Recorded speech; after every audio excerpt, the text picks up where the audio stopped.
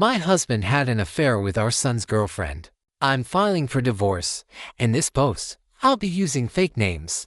I'm 41 years old. I'm a stay-at-home mom. My husband, let's call him Paul, is 48. He works in finance.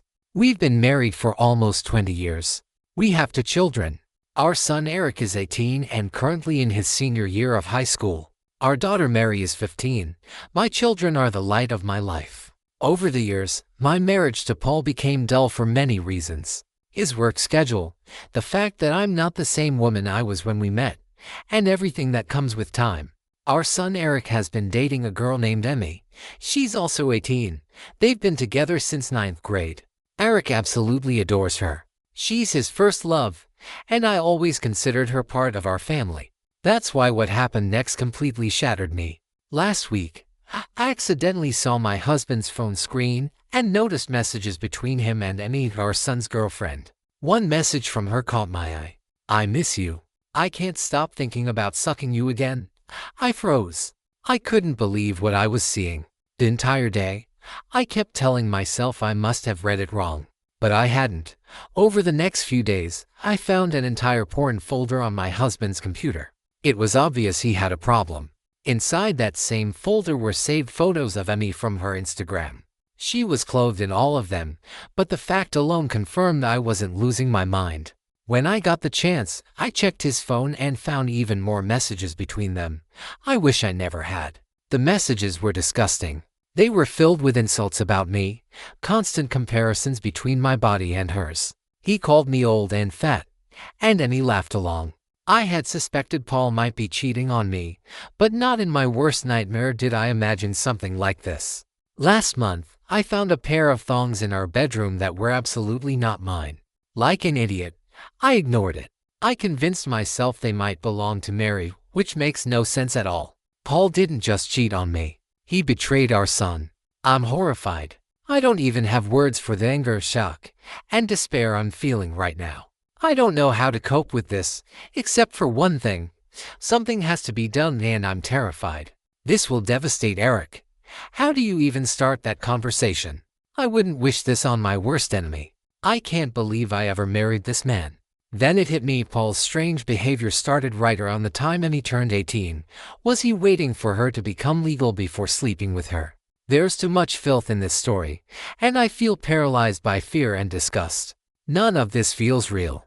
How did I let things get this bad? Am I really that stupid that all of this happened right under my nose?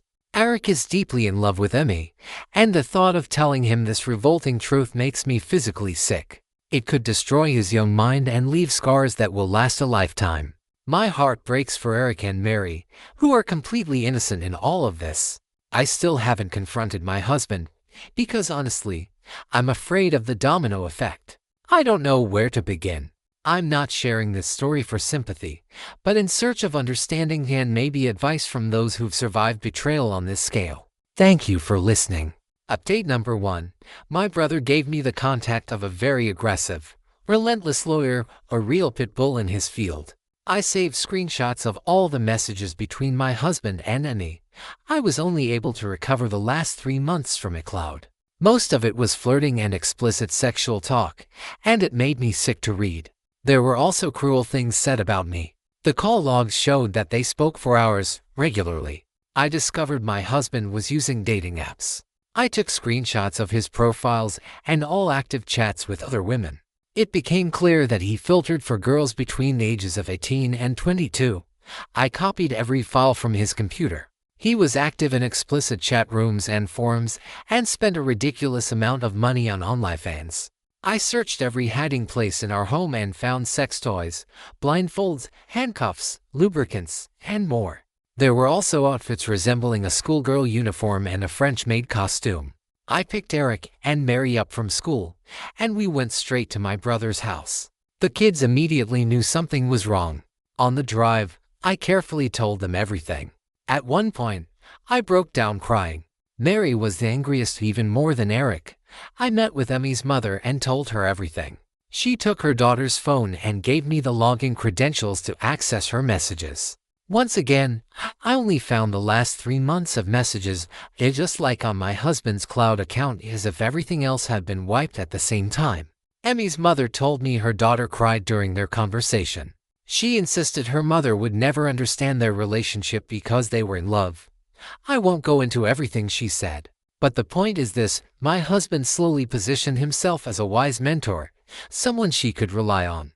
Looking back, it's terrifying how calculated everything was. According to the messages, Paul slowly crossed boundaries over months. It started with compliments, advice, and private conversations. He positioned himself as someone who understood her better than boys her age, and he wrote about how Eric was immature, how he didn't listen, and how Paul made her feel seen.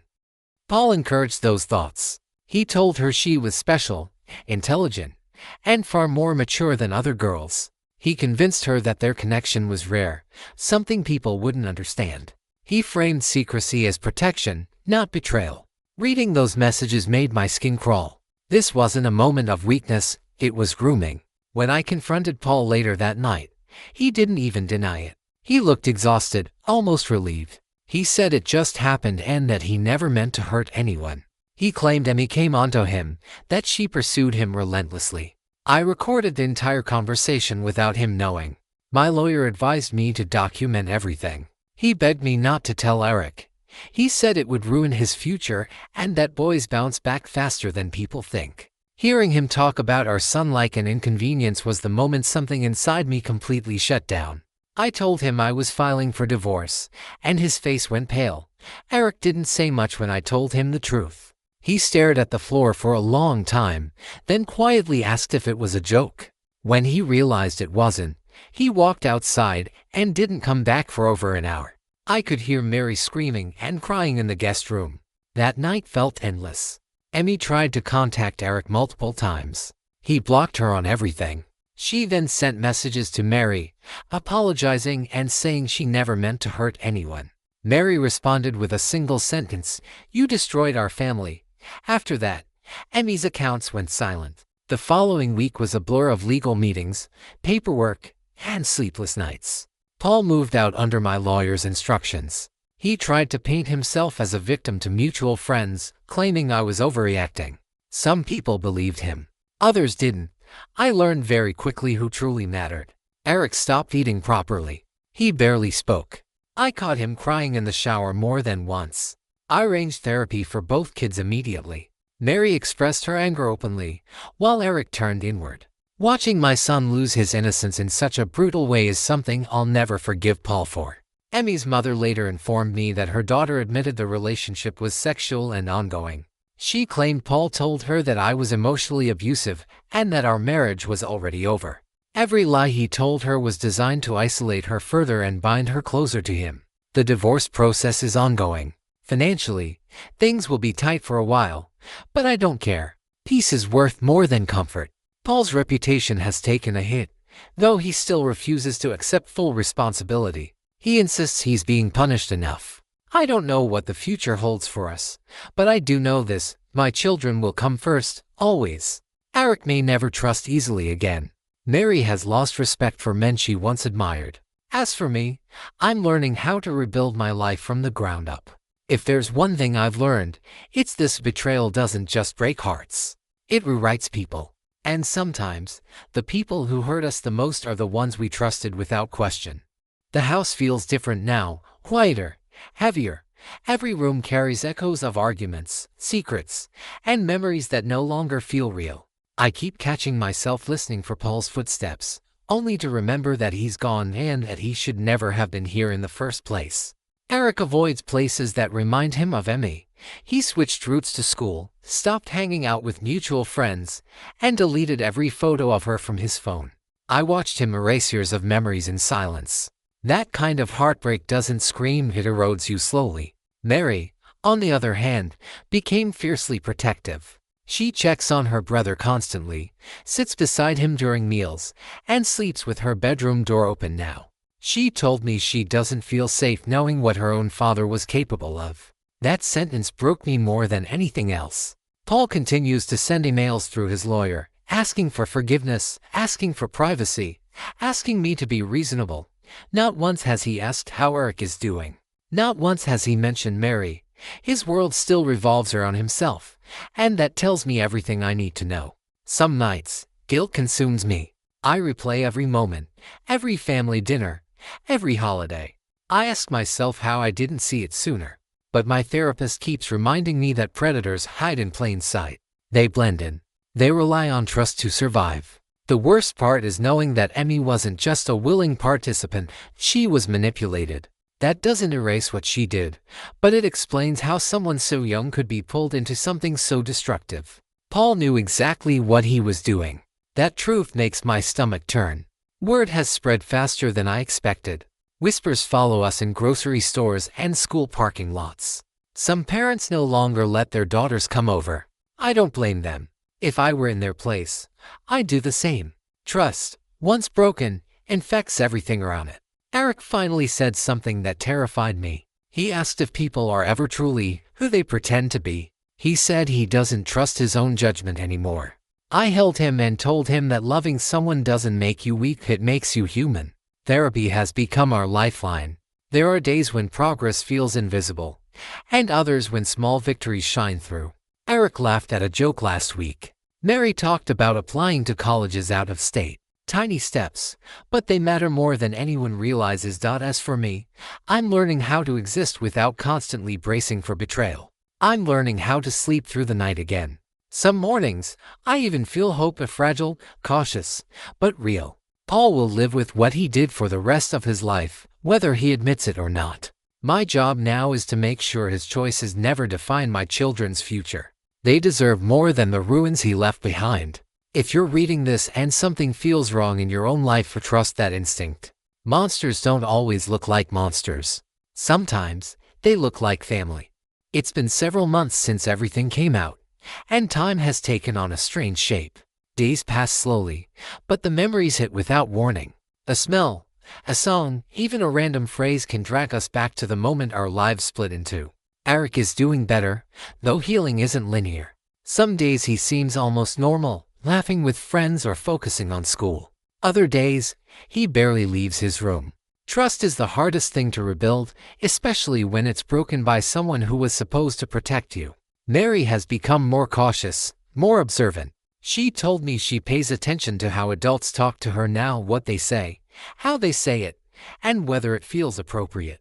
I hate that she had to learn that lesson so young, but I'm proud of her strength. The divorce was finalized quietly. No dramatic courtroom scenes, no public apologies. Paul accepted the terms without much resistance.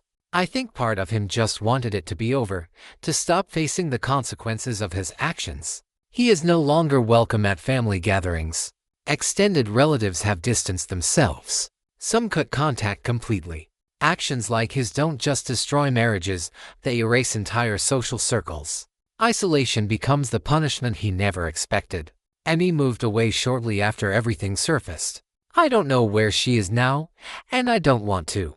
I hope she gets help and understands one day that what happened to her was not love. It was exploitation disguised as affection. I've learned that closure doesn't come from confrontation or revenge. It comes from choosing peace, even when anger feels justified. Letting go doesn't mean forgetting, it means refusing to let the past control the future. Our home feels safer now. Not perfect, not untouched, but honest. There are no secrets lurking in phones or whispered conversations behind closed doors. What we have left is real, and that matters more than the illusion we lived in before. If I could say one thing to anyone reading this, it would be this: listen to discomfort. Pay attention to patterns. Predators rely on silence, confusion, and denial. Awareness is the first step to protection. My children and I are not defined by what happened to us. We are defined by how we survived it, by how we chose truth over comfort, and safety over appearances. Life doesn't return to what it was, but it can become something stronger, something honest. And sometimes, walking away is the bravest thing you can do. Thank you for reading. If sharing this story helps even one person recognize danger before it's too late, then telling it was worth it.